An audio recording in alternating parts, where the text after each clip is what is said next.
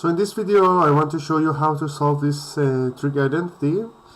Here we have secant theta plus 1 divided by tan theta equals to tan theta divided by secant theta minus 1. So as I said earlier, in this type of trig identities we need to do cross multiplication. So this one times this one will be equal to this one times this one.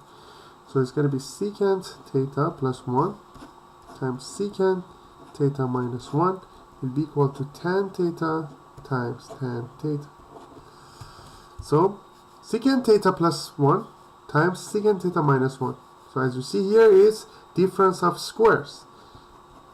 A plus b times a minus b is always a squared minus b squared. So sec squared theta minus 1 will be equal to tan squared theta.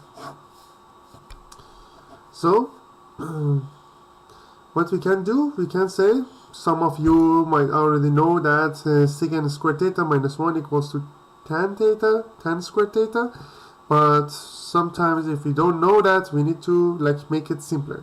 So secant is the inverse of cosine, so I'm going to make it 1 over cosine squared theta minus 1, and then I need to do the common denominator between these two. Is going to be 1 minus cosine squared theta, because cosine squared theta divided by cosine squared theta is going to be 1. Then 1 minus cosine squared is sine squared. We know that this for any angle, sine squared plus cosine squared of that angle has to be equal to 1.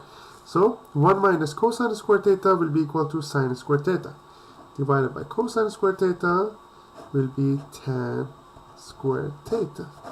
And that's how it's going.